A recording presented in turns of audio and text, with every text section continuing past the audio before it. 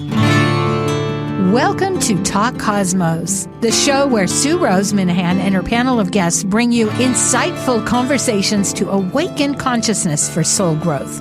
Come journey with us through astrology's energetic cycles and get ready to understand your path in the cosmic roots of the stars.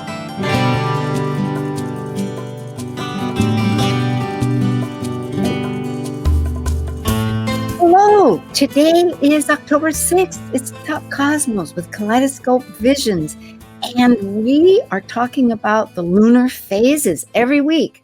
So rather than me begin and explain this, we're going to dive right in.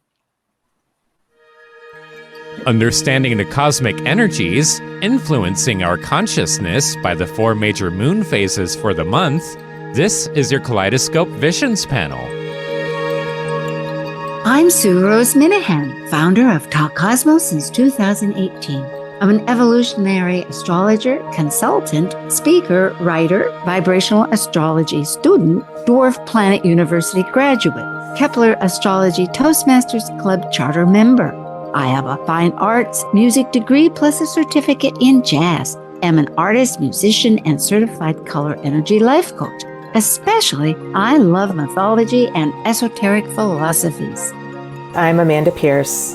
I'm a soul-centered astrologer, blending intuition into my practice. I believe the universe is always working for our highest good and seek to empower my clients in our readings. I teach a 4-week series of empowerment-based meditation classes that connect you deeper into your own intuition and innate power. I work in communications with a passion for employee experience. I also have a BA in psychology. I'm passionate about healing and enjoy helping others create new realities and shift old paradigms.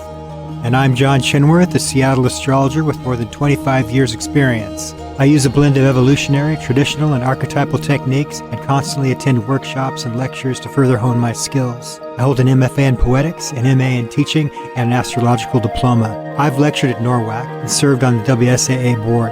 I have worked in general and special education classrooms, both as a teacher and mentor. I also enjoy reading, penning poems, riding a bike, and going on road trips around the great state of Washington. And like the Sufi poet Rumi says, you are the entire ocean in a drop. Swimming along, here we are. We are for another month. Good to see you both. It is. Yeah, hi Amanda. Hi John. This is super. Always a new beginning to see how we progress. I love this storyline as it changes. And, we start off, we'll just start off. We have Amanda Pierce with Amanda Moon Astrology at gmail.com. It's how you reach her. And John Chinworth at astropath.com. Do I have your name right there, or did I mess up again? Skypath Astro. Skypath Astro. Oh, darn. I knew. I'm going to write that down. Okay. Well, like all mistakes. Oh, that was close. That sounds right. Yeah. Skypath Astro. Well, no, we're going to change it. I've got it. Okay. Awesome. And of course, Talk Cosmos. Yeah. Kaleidoscope Visions, as we were mentioning, it's about the 4 major lunar phases. Is that changing process, because it all influences our consciousness, that weekly systematic, about the seasons coming up as it changes. It is a clock, and it goes through all 12 zodiac signs every 29 and a half days. I had to test that, and it does. It's amazing. Yet they are called the luminaries, the sun and moon. The moon, it reflects our light, the sun's light, not our light, the sun's light. And it's a body. It's actually a body. It's so amazing because it's emotional. It's our emotional basis, but it's this rocky body. Unlike the sun, that's this gas, hydrogen, and helium. That's a star, our own star. Another way to kind of look at that is that the moon is kind of like an intermediary between Earth and the sun. And the sun can symbolize the spirit and divinity and information that's beyond our human capacity to understand. And the moon reflects that light in a way that allows us to take in the information and kind of digest it. So these moon phases kind of go through a pattern each month, and we're all going on that journey, and it's helping us kind of gain more insights into our lives. Oh, goody. I'm going to use that verbiage. This is great. Thank you. It is our emotional body, our habits, the past, as you indicated, with that light that's coming in. It's our needs and safety. John, any comments or? I don't know. That's okay. Yeah, it's all right. It does rule Cancer. Too much. Come back. I'm very lunar. I don't know. That's okay. This is one quick picture, a snapshot of showing the different 4 phases starting October 2nd, a few days ago, with the Libra Solar Eclipse going on each week. And we're now going to look at them individually. The new moon, which was a solar eclipse, starting just October 2nd, 4 days ago, was at 10 degrees 3 Libra for new beginnings. Amanda? Well, so the first quarter moon, so that's crisis in action. So this is taking outward action in the world. We're getting that new information at the new moon, and the first quarter, there starts to become a little bit of a conflict or a need to take action. And so that's what we start to experience at that period. And John, do you want to talk about the full moon? Sure. The full moon is the end of the waxing cycle. So it's like, what have we learned? We're ready to put on the big show. This is what we have. And you're getting ready to actually start to wane. Think about culminating, being fulfilled, everything complete, abundance, perhaps. I like that. Culminating. Also, absolutely. Mm-hmm. Also, the full moon is like, if you look at a birth chart, the sun and the moon will be opposite. And if you see the full moon in the sky, it's so fullest because it's opposite with the sun that is just set. Yes. And I always mention the bittersweetness of the full moon because it knows this is the biggest it'll ever be. And now it's going to start to fade. The third quarter actually introduces us as the waning moon, decreasing that light into the next new moon. And interestingly, we'll go into that. It changes its energy focus. And I had not, as you had all indicated, we'll start that with the next. Okay. The new moon, because it's a solar eclipse, is really going to impact us for a long period of time. Besides just starting this whole period. And while the first quarter moon is about outward action, the third quarter is now you're at the end of this phase. You have all this information, and now it's time to make some shifts internally. So this is an inward action, yin energy at the third quarter. Thank you, Amanda. That's crisis in consciousness. So important to figure it out. This is an extra just to add that at the equator, your visibility is going to be different. And it depends, it could be on the top or the bottom. And that depends largely on which first or last quarter moon it is and where you are. The solar eclipse for this Libra 4-phase lunar cycle will be a few days ago on the 2nd. We're still experiencing this eclipse season, and it was at 10 degrees, 3 minutes Libra. Amen. And the first quarter moon, we're going to see that coming up on Thursday, October 10th. It's at 17 degrees Capricorn, 57 minutes, and it'll be squaring that Libra sun. John? And that full moon is on the 17th of October. Will be opposite in the sky. Let's say 24 degrees Aries, about 24 degrees Aries. Yeah. Yep, it will be right on my north node. My moon. Yeah, and my north node. So get ready, all of us. And that's the beautiful part about this whole lunar process is that we can begin to get ideas how it relates personally, because the moon is personal. That's one thing I didn't put. It's our Earth's moon. So the third quarter really shifts some of the energy progressing into that new moon, next new moon it'll be on the 24th. It's at 1 degree, 34 degrees Leo. And so this is it's in a different sign modality. So the previous 3 moons were all cardinal, all action oriented, and now we're moving into fixed energy. And this is kind of how all the moon cycles always happen. That third quarter moves into a new modality, and it's kind of preparing us for the next cycle. Yeah, the systematic calendar is fascinating when one starts to study this.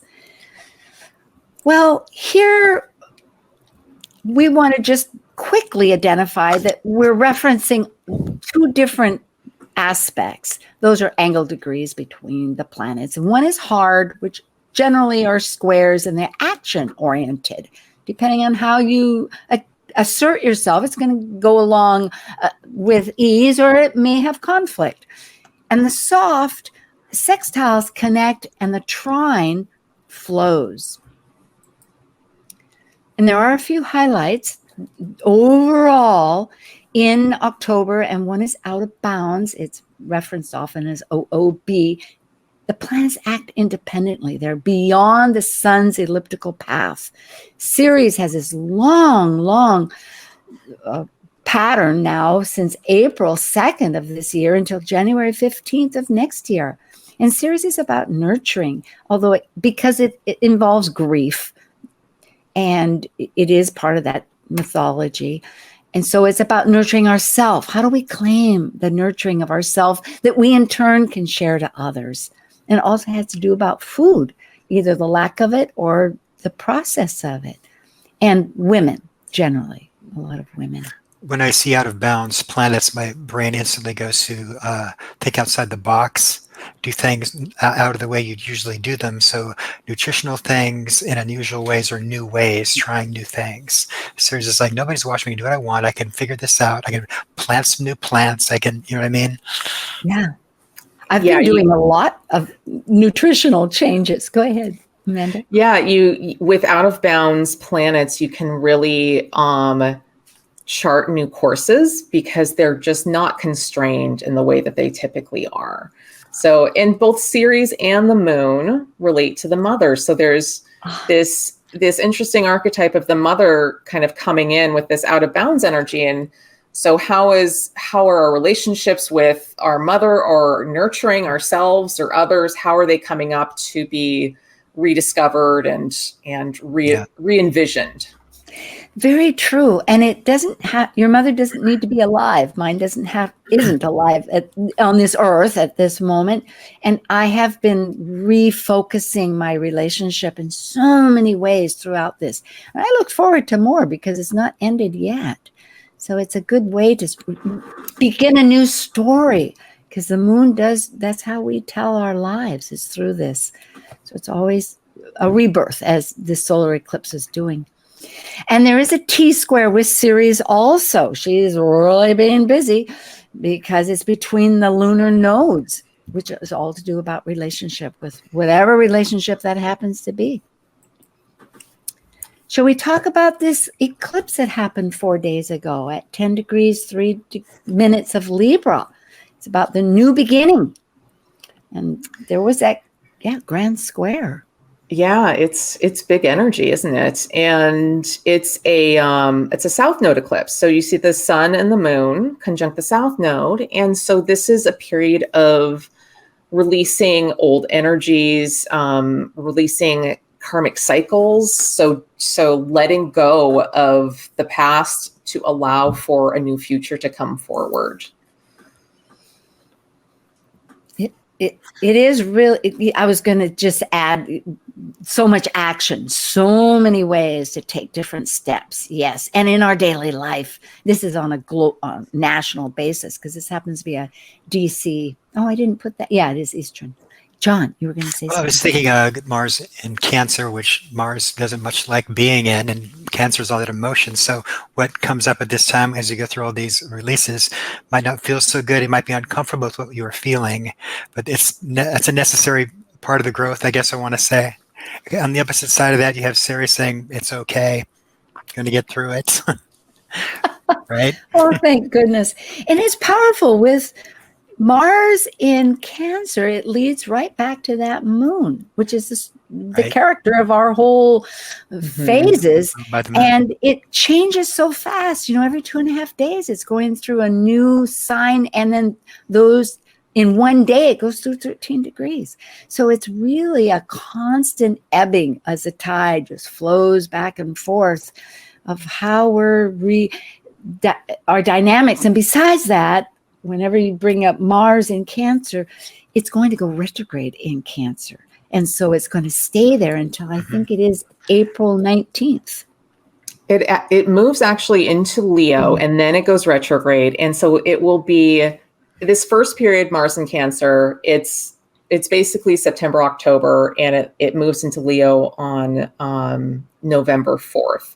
And then it moves back into Cancer January 6th, and it's there until April 18th. So this is a huge period for Mars and Cancer. And we'll see this whole cycle, this lunar cycle with Mars and Cancer, and it plays prominently throughout all of these charts. So it's really big energy. It's big energy in this solar eclipse, which is going to have impact for us for different people say different things, like 6 months to a year or so. So it's the seed period for our month, but also a longer period as well. Absolutely. It is an eclipse and it ties together so much. As I'm realizing here, Mars, it rules the North Node and yet is in Cancer, which connects us to the moon. And in this case, with the South Node in Libra, which emphasizes, yes, our relationship. So we're really looking hard at every relationship we have, ideas, things, people, self, others, as to what is maybe our perspective wants to change so that we can open up and go forward because it wants to rebirth. Yeah, what can be released with the Libra energy that we hold, and like what are the lower vibrations of Libra that we're ready to codependency, indecisiveness, kind of relying or leaning on others a little bit too much, or projecting or sacrificing to kind of keep the peace. Yes. These are very Libra energies, and wherever we are on our journey with Libra, releasing what's ready to go so that we can bring in the healthier dynamics that Libra represents. And to realize that when people bring in new steps, because it is very action oriented, and of course we're talking about relationships, and one's wondering, is that because there's a different kind of fear, it's with safety, as John had mentioned, to look at it very strongly, to realize, is this really a positive step forward? Because I'm realizing with my own that, yes, I can go ahead. We can shift gears here. Let's not stay in my little cocoon of thinking about something, but move forward. Yeah. And Libra loves balance, and just finding that balance for ourselves this month and with this eclipse period. And the month is so dynamic that balance is going to feel like it's maybe not present all the time. So we're really going to be working towards balancing consistently through the month, but we're building that muscle of how to create that balance for ourselves. And so I just noticed, I wanted to say, brings gifts. So like bad habits that you do, but we transform them into gifts. And the Libra gifts are, of course, diplomacy, negotiation, and I can't think of any other Libra keywords, but you know what I mean. Yeah, win-win situation. Right, the higher That's aspects. Right, cooperation, mediation, exactly. And I just bring up to Chiron, that wound that we then learn, it corresponds so beautifully with Ceres, and the Mars is, this whole focus is addressing that part too, that as we nurture, we can really heal something that is blocking and shift and use that towards our relationships with others. Yeah. And can I just mention one more thing about Mars? So Mars in Cancer is a very indirect energy. It's the crab, and the crab doesn't walk straight forward. It walks side to side. And so when we think of Mars, we think of action, but it's not necessarily direct. And so it can be a little more defensive instead of aggressive. So tuning to more Mars as like the guardian, as opposed to the warrior. So guarding what's important to us, protecting what we really value in the world. And that can be a lot around home and family. And even if you didn't have like a healthy family structure, this can be about a focus on, like Sue, you were mentioning, like your mother has passed, but you still do work on your mother issues. Or remothering and refathering and reparenting ourselves. So a lot of that I think is up for us to work on. Beautiful.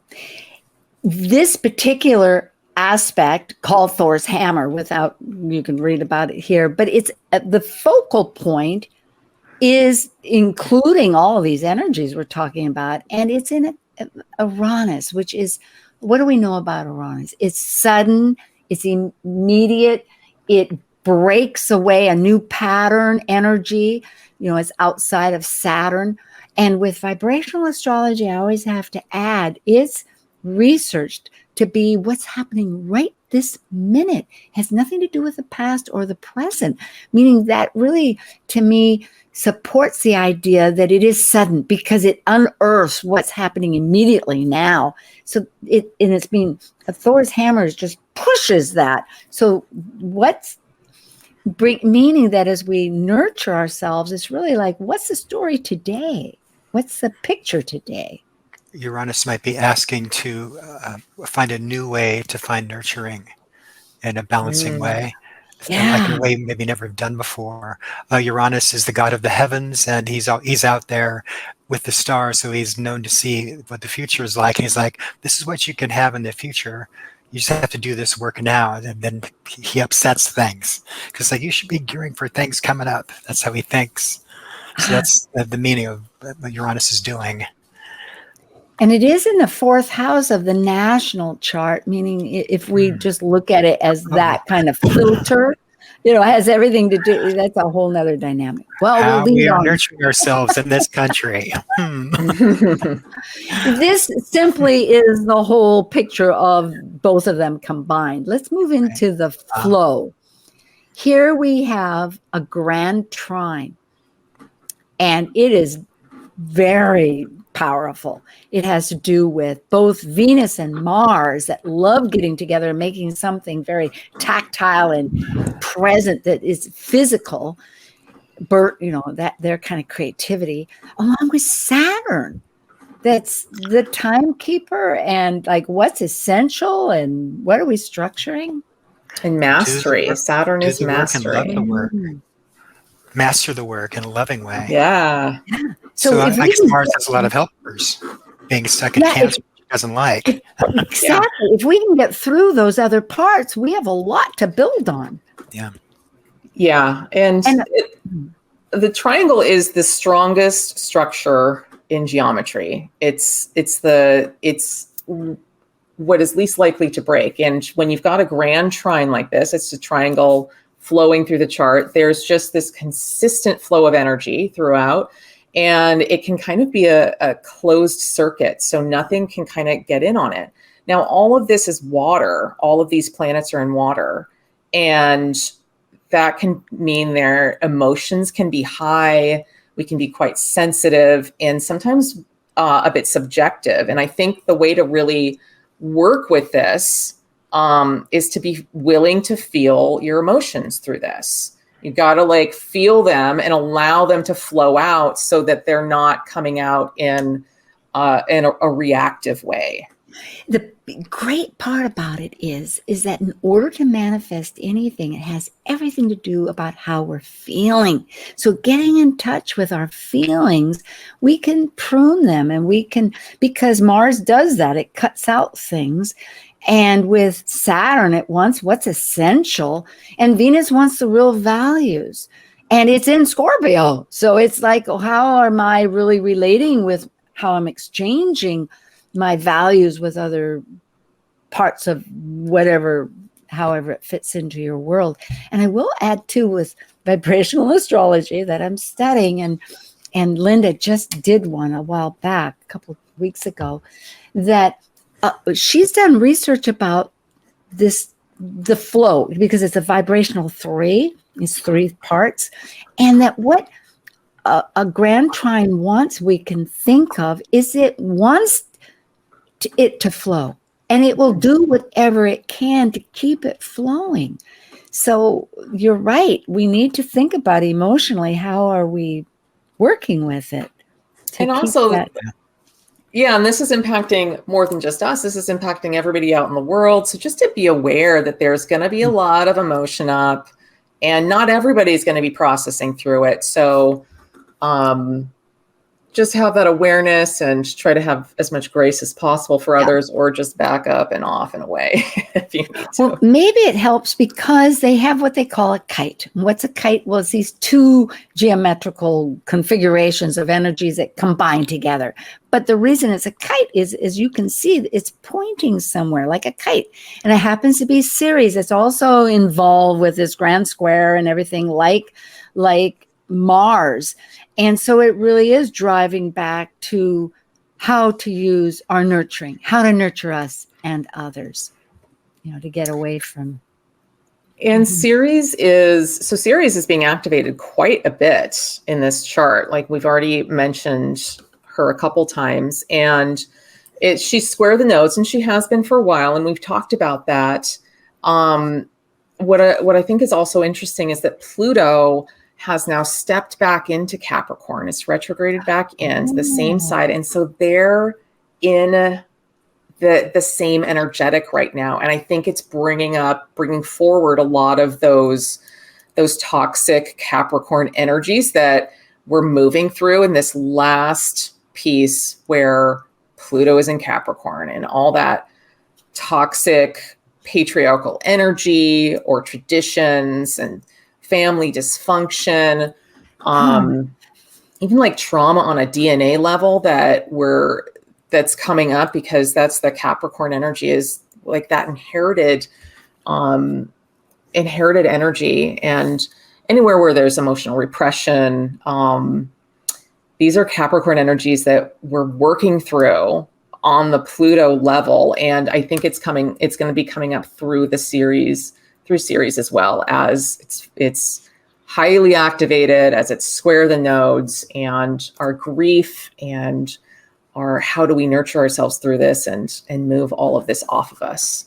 Oh, thank you, Amanda. And that does clearly, without even going into this, as we do need to take a break, it's showing that we're getting connected in every way in the universe for support for this. So the story goes on. Come back with us. We'll be back in just a minute with Amanda Pierce and John Chinworth, Kaleidoscope Visions, Talk Cosmos. I'm Sue. See you in a sec.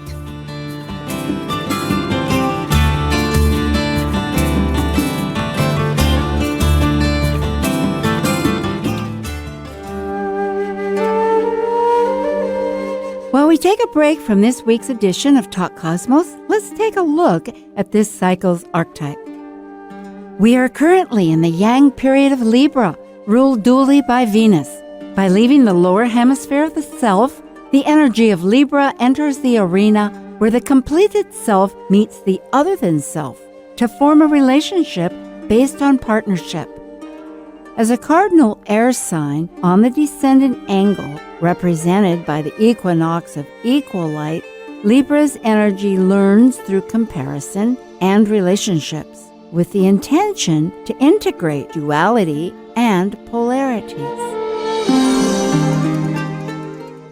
This is Martha Norwalk. Every Sunday morning, beginning at 9 a.m., thanks in part to the Ananda Institute of Living Yoga, we cover the world of animals. This week, October 13th, change the schedule. It's Behavior Training and Healing Sunday with me, and talk with your animals or human loved ones on this side or the other, personal awareness coaching and intuitive readings with Natasha Venter. Hope you can join us. Plan to call in with your questions for either one of us or for a personal reading with Natasha. Martha Norwalk's Animal World, Sunday morning, 9 a.m. to noon, right here on Alternative Talk, AM 1150.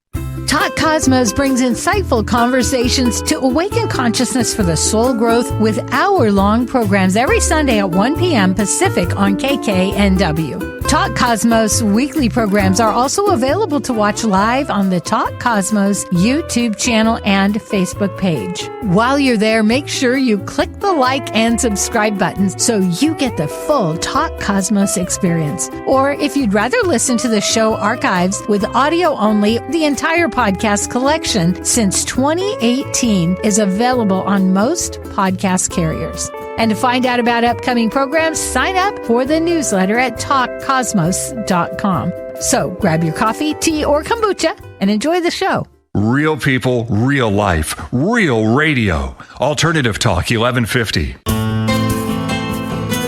Hello, and we are back. We're going to begin, continue on. Oh, let's go forward.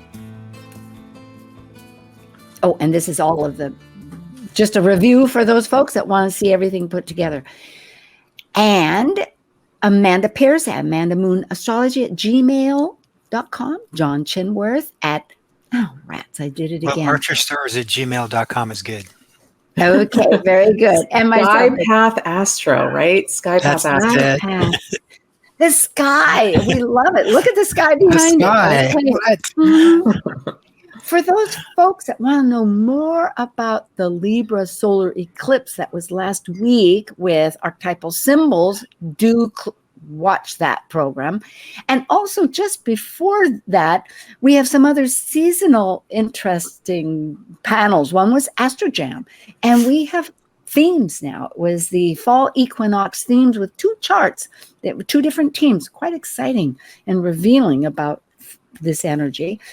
And best yet, I might say, is the turning season panel that is now about vibrational astrology. It's a fall equinox vibrations. And like the solar eclipse, an ongoing theme that we all experience until the solstice.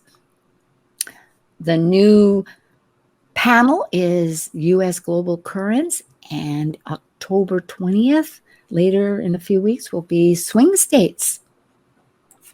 So thank you, everybody, for subscribing and signing up with Talk Cosmos. First quarter, that's what I was getting to, I think. It's 17 degrees, 57 minutes in Capricorn on the 10th, this coming next Sunday. And that'll be at Eastern Time, 2:54:53 seconds p.m. And it's a crisis in action, waxing energy. We're going to look at the hard aspects first for the turn of mulling over this energy. It has a square that's a grand square, but not that clear, and a yod, which is another focal point with Venus. Somebody want to chime in here? Well, a yod is when you have two planets that are 60 degrees apart. On the bottom of the chart with a blue line, you got Jupiter, Chiron, and 150 degrees away from each of those is Venus on the other end, and that creates that triangle called finger of God, or a yod, which is kind of like, in older astrology, like a symbol of fate or something. I like to think of it as something therapeutic, because the 250 degrees green lines don't like to resolve because they're in awkward signs together. So it's something you have to constantly work on. It is about values, our Venus. And I just remembered Venus is ruling the sun at 17 degrees. And the south node, where we've had that eclipse. So it's, we're looking at our values. Amanda? Yeah. Venus is really being activated here, and in Venus in Scorpio, it really wants to go deeper. It's like it wants to rip off the Band-Aid and really see the truth of what's going on in your relationships, what's going on with yourself.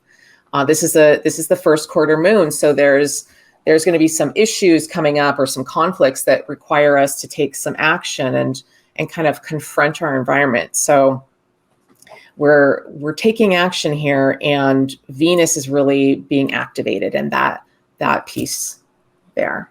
I think also Jupiter is in play with this. And what I want to say about Jupiter is that it wants to bring abundance and prosperity into our lives. And in order for that to come in, we've got to let something go. You know, nothing new can come in if something isn't released to let go. So that's a piece here is it wants to help us. It wants to support us. And we've got to kind of flow with that. So just keep your eyes open for what is ready to go. Good point. And it really falls back onto what stories we're telling ourselves in Gemini. So maybe getting more information to rebuild our philosophy or how we create things. Yeah, maybe new information is going to come in through some ideas, through thoughts that we have, through that Gemini energy. Oh, yeah. Good. Because it's creative. It's also in the 5th house. Mm-hmm. The flowing, connecting energies in our crisis of action, that waxing opening square where moon squares the sun, has many powerful, helping, flowing connections. It again has a grand trine that we were talking about before. Well, kind of a grand trine, or like it's almost a grand trine. There's many trines happening in this chart. Do you see a grand trine? It's like, holy mackerel. Anyway, okay, yeah, it's not quite. Maybe I'm remiss. Yeah. Sorry about that. Yeah, so it's yep, you're right. So it's really changing more to the connections, which are very useful, you know, about all these parts, about our values with our emotions, connecting to dissolving, you know, how for the moment, it's and there's a really beautiful trine between Venus and Mars here, and Mars being the masculine or the yang, Venus being the feminine or the yin, and them kind of working together. And they're both being aspected through hard transits as well. So Venus through that yod and Mars in that grand square. But so they're both finding challenges, but they're supporting each other in this. So there's a nice integration of yin and yang for us available. I think doing things, finding a step to actually do things. Mars is so activated here that really will help. I'm going to go on. Is that okay? If we could just mention the grand square. The moon is now present with this, and so if you don't mind, there we go. So we now see the moon as part of this grand square, and we see Chiron as well. Moon's on the left side of the chart, and Chiron's down at the bottom. And so this is bringing up that feeling aspect again, and because Moon in Capricorn doesn't always like to feel, it kind of doesn't always have that opportunity, but it's really coming forward for us to kind of be gentle with ourselves so that we can process through some things here. Yes, and there's help on the way. It's definitely connecting to. So let's see what happens as we move through this, going to our full moon on the 17th, which is at 24 degrees, 35 minutes of Aries. And that's on the 17th, illuminating and enjoying this full aspect to see, let's enjoy it like John was mentioning earlier, and what do we need that isn't working? And there is another good square, this time a pretty strong square, although the strongest is this T-square with, because they're opposing each other with Mars. So it's a lot of action. This is where we're really deciding to make some changes, possibly, or just forward motion.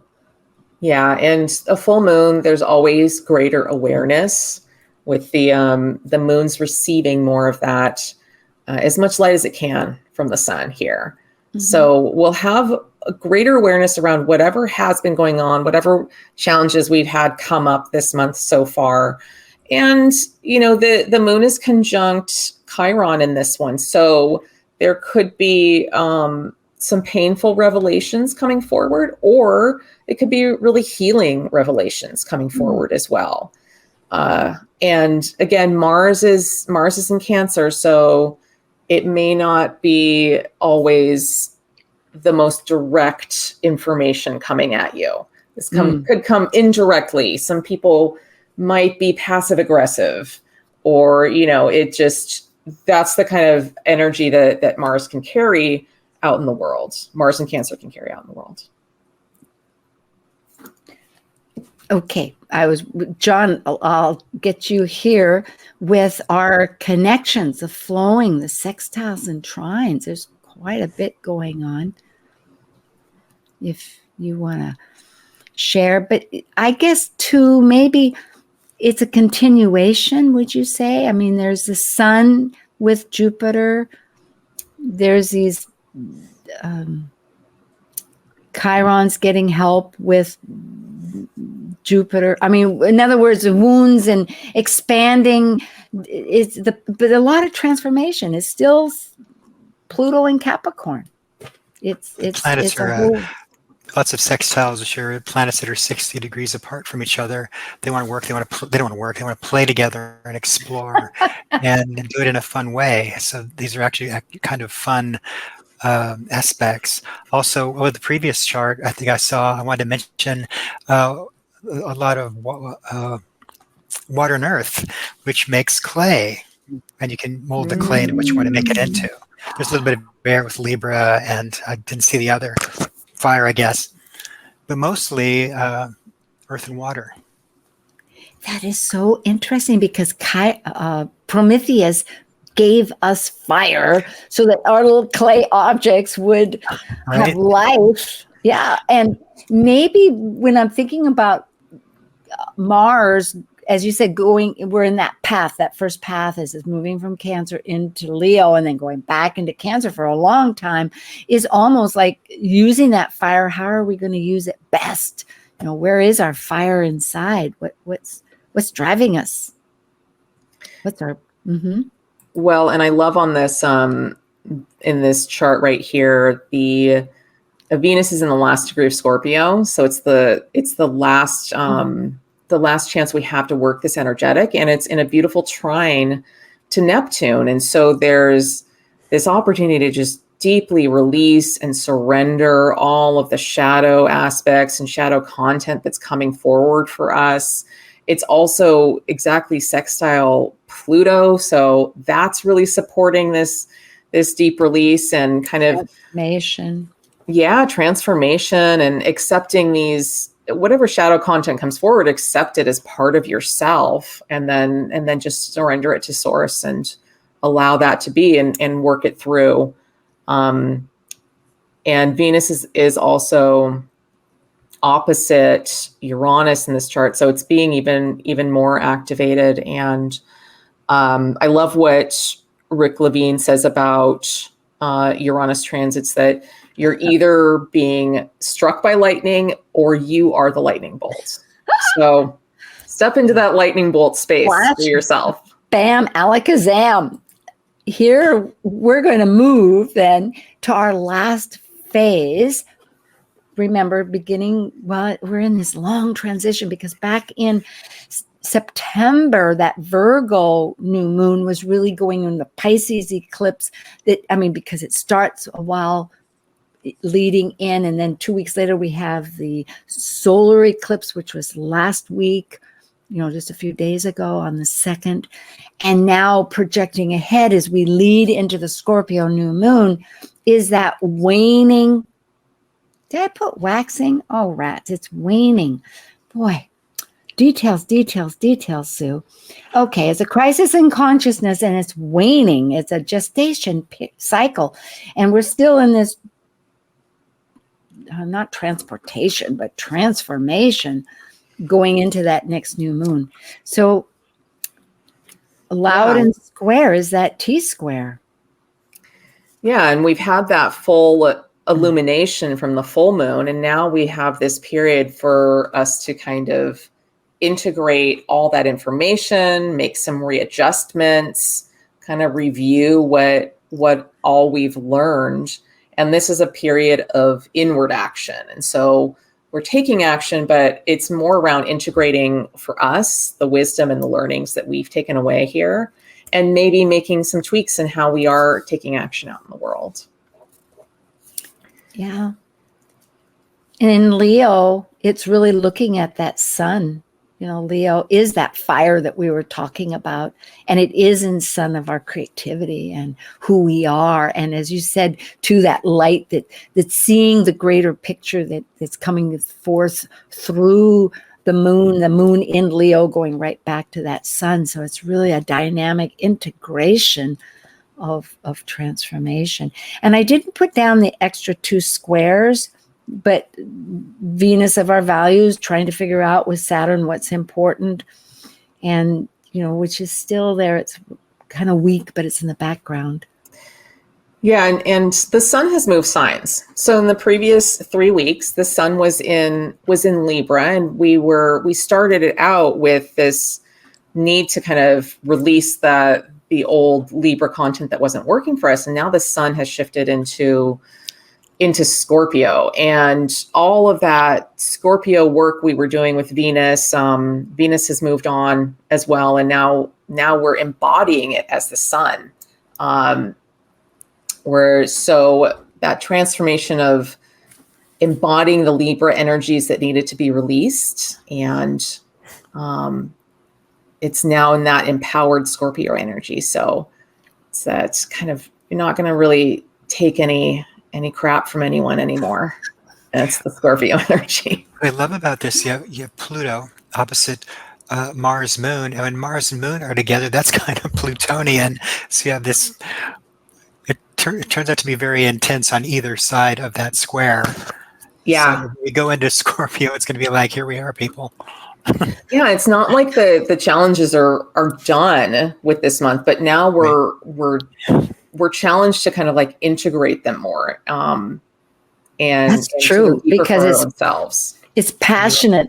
And other people will be doing it as well, and we have to make space for that as people process whatever they're going through. Yes. So kind of intense. And I have the date wrong. Darn, all the details. I am so sorry, folks. It's not on the 24th of September. It's October. Interestingly, last moons in Virgo were the same dates as this moon's. So it should be 24th of October, which is just a few weeks from election, and it's just before Halloween, right? Yeah. Lots of emotions are going to be up for the whole world, and definitely in the United States, as we're... You'll love the Sabian symbol for the moon. Oh, what is it? What is it? So the moon's at 01 Leo, so look at 02 Leo. School closed by an epidemic. I live that. Children play with each other, and I'm like, if it's an epidemic, why are the children playing with each other? But anyway, well, so that's interesting energies for a Sabian symbol. Yeah, it is. It's like things are happening, but yeah. Well, let's see what the connections say. We have a grand trine. There we go again. We're flowing, and it's still in water. This time it's the moon. Well, and it's actually in fire. Oh, yeah. Right. Except for, yeah, go ahead. Well, I just love the energy of this, this grand trine in fire. I feel like it's got a lighter energy than the water grand trine that we've been working through in the previous couple weeks. And Venus is now in Sagittarius, and that's just got a lightness and kind of a passion to it. So it's forward moving. It's looking to the future. Like we just processed a bunch of stuff this month. There was some heavy stuff coming up, and now we're feeling much lighter and positive and moving into the future. Good. There's possibilities ahead. Potentiality. Venus in Sag. John, did you have you were smiling? No, Amanda said it all. Awesome. Well, here there's more. And again, folks, so sorry. That's the 24th of October at 4:02:50 a.m. in Eastern time. I trust that time. We can go back and check with the others.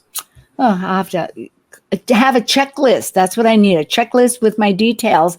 And every month, I've done that before, print it out and then check it all off. Yes, I did this. Yes, I did that.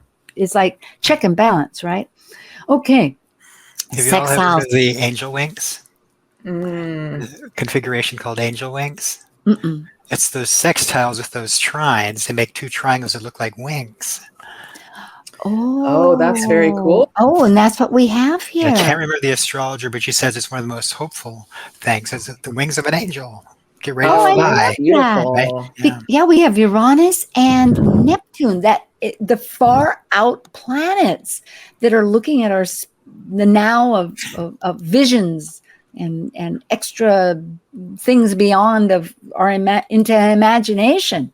Pluto and Neptune have gotten back into that sextile that they were in for over 100 years before they were discovered. I think it was. They were like forever in sextile. So, and now they're back in that format. Or have they stayed there? I don't know. Yeah, With Uranus in there, it's the outer planets saying this is we're working together here. Yes, I love that.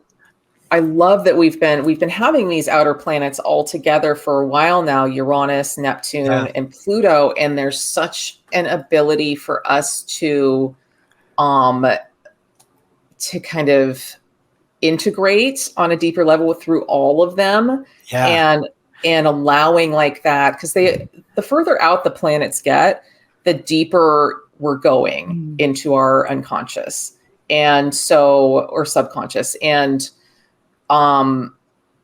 so this is kind of allowing a little more flow and a little more integration to come up and get things moving for us. So it's a really cool and an easy flow. It's not like it's hard hitting you over the head. Uranus, Pluto, and Neptune will do that to the other planets, but here they're all working together. They're also getting ready. This is maybe their last song and dance before each of them change into different signs, which often means a whole new chapter on Earth. Uranus it is that. Into Gemini and Neptune into Aries and Pluto into Aquarius. Yeah, it's a lovely progression, like a reaching, not a plateau, but we can rest on this level and see what we've got here before we all take the leap into what the next thing is. Because in 2025 in January, we go to a different south and north nodes. In March, Neptune goes into another sign. In July, Jupiter, and I think in June, Uranus does. So so we have time, but we're sitting here a little bit connecting. Of a breather, right? Yes, indeed. Yeah.